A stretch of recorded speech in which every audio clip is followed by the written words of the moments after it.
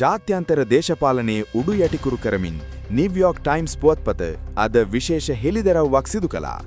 ඒ අනුව පසුගිය බදාදා ජනවාරි 14 ඊශ්‍රායල අගමැති බෙන්ජමින් නෙතන්යාහු ඇමරිකානු ජනාධිපති ඩොනල්ඩ් ට්‍රම්ප්ගෙන් හදිසි ඉල්ලීමක් කර තිබෙනවා.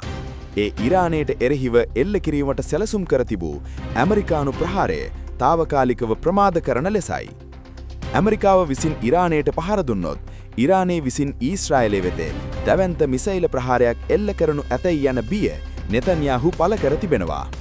මෙහි ඇති බරපතලම කරුණ වන්නේ ඉරානයෙන් එල්ලවන මිසයිල වළක්වා ගැනීමට ඊශ්‍රායලයේ සතු ඇරෝ 3, ඩේවිඩ් ස්ලිං සහ අයන් ඩෝම් වැනි ආරක්ෂක පද්ධතිවල මිසයිල තොග ඉන්ටර්සෙප්ටර් ස්ටොක්පයිල්ස් මේ වන විට ප්‍රමාණවත් නොවීමයි.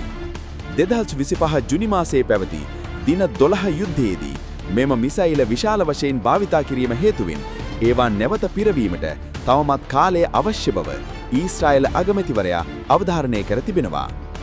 මේ අතර NBC රූපවාහිනිය සමග පැවති සම්මුඛ සාකච්ඡාවකදී ඔබ ඉරානයට පහර දෙනවාද යනුවෙන් නැගූ ප්‍රශ්නයට ජනාධිපති ට්‍රම්ප් ඍජු පිළිතුරක් ලබා දීමෙන් වැළකී සිටියා.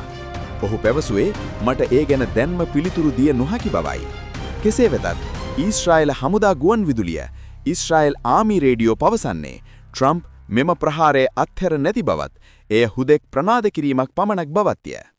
මිලිටරි විශ්ලේෂකයින් පෙන්වා දෙන්නේ මේ මාස තුල ඇමරිකාව විසින් ඉරානයට පහර දීමේ සම්භාවිතාව මේ වන විට 38% දක්වා පහත වැටී ඇති බවයි. මෙම පසුබෑම පිළිබඳව වාර්තා වන පුවත් මුළුමනින්ම අසත්‍ය බව පවසමින් රිපබ්ලිකන් සෙනෙට් සභික ලින්සේ ග්‍රහම් දැඩි ප්‍රකාශයක් සිදු කළා.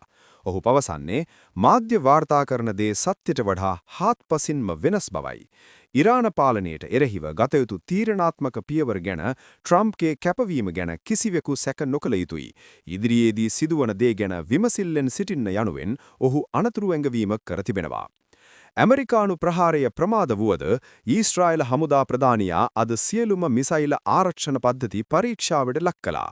ඕනෑම මොහොතක ඉරානයෙන් එල්ලවිය හැකි ප්‍රහාරයකට මුහුණ දීම සඳහා උපරිම සීරුවෙන් හයස්ට් ඇලර්ට් සිටින ලෙස ඔහු සියලුම ඒකකවලට නියෝග කර තිබෙනවා.